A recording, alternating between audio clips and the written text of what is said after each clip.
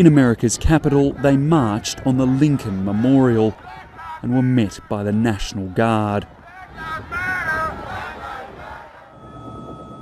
In Portland, thousands lay face down on a bridge to remember today's icon of black justice, George Floyd. All over America, countless thousands made their voices heard peacefully. Thank you, sir. Thank you.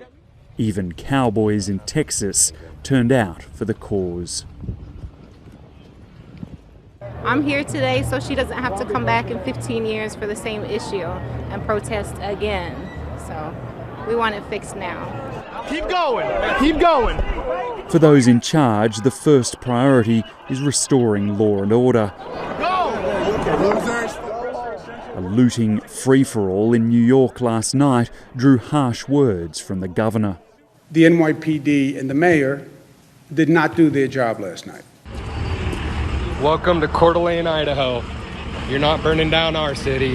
While in Idaho, locals were taking security into their own hands.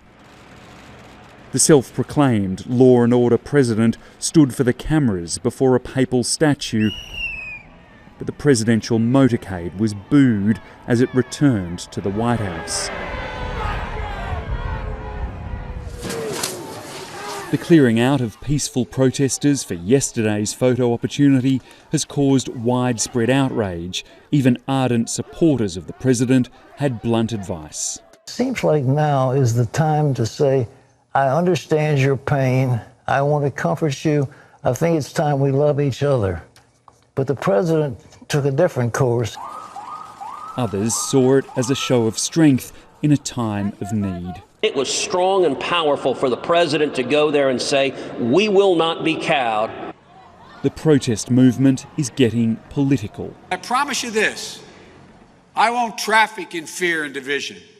I won't fan the flames of hate. Well, it may not look like it from what you can see here and at other protests around the country, but Donald Trump still enjoys a lot of support, particularly in the states that matter. Black Lives Matter! Even here, there are doubts about his opponent. Would like to see him out of the White House, of course. But then again, I don't know who else is going to be going in the White House next. Could be somebody worse than Donald Trump. As night drew on, there were more clashes at the White House and arrests in New York. The rage hasn't burned out just yet. David Lipson, ABC News, Washington.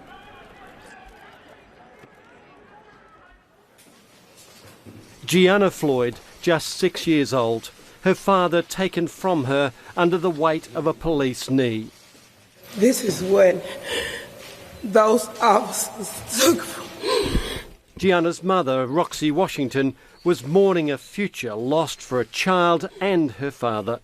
He would never see her grow up, graduate.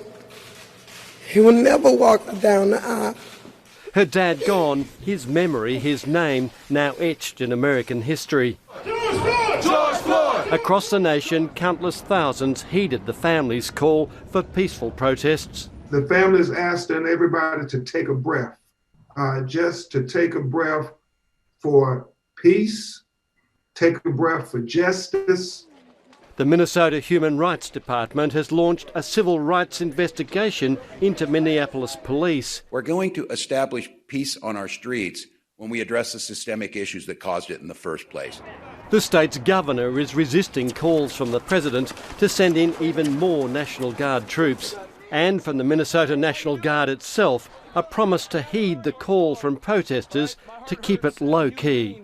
We heard it, and we're going to stay back behind, invisible, so that you can't see us. Is that okay? Yeah, thank you. That sense of cooperation between the protesters and the authorities has been seen in a number of cities. Thank you. But lurking amongst the thousands mobilising around the country is an unseen enemy. The risk of COVID-19 silently spreading through the crowds is frighteningly real. I worry terribly about the peaceful protests. I see some wearing masks. I see some others not wearing masks.